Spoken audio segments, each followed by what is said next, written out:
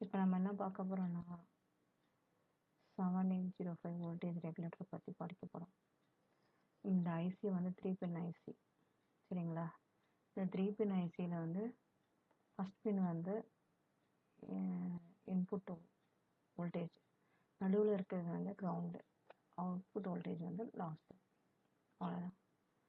7805ல last 2 bit இருக்கு இல்லையா, last 2 digit இருக்கு இல்லையா, அதுதான் அவுட்புட் என்ன வோல்டேஜ் கொடுக்க போகிறது வந்து சொல்லுது. இந்த 8ங்கிற நடுவில் இருக்கு இல்லையா, அந்த 8ங்கிற வேல்யூ வந்து 8ங்கிறது என்ன சொல்லுதுன்னா பாசிட்டிவ் வோல்டேஜை குறிக்குது. அதாவது ஃபிக்ஸடாக நான் ஒரு பாசிட்டிவ் வோல்டேஜ் கொடுக்குறேன், அந்த லாஸ்ட் 2 டிஜிட் வந்து 5ஆக இருந்ததுனால 5 வோல்டேஜ். இப்போ அங்கே இந்த இடத்துல ஒரு 12 இருந்ததுன்னா என்ன வரும், 12 வோல்டேஜ். ஒரு 18 இருந்ததுன்னா என்ன வரும், 18 வோல்டேஜ். ஆனால் எல்லாமே பாசிட்டிவ். சப்போஸ் வந்து 7905 இருந்துச்சுன்னு வச்சுக்கோங்களேன், 9 வந்து இண்டிகேட்ஸ் நெகட்டிவ் பவர் சப்ளை.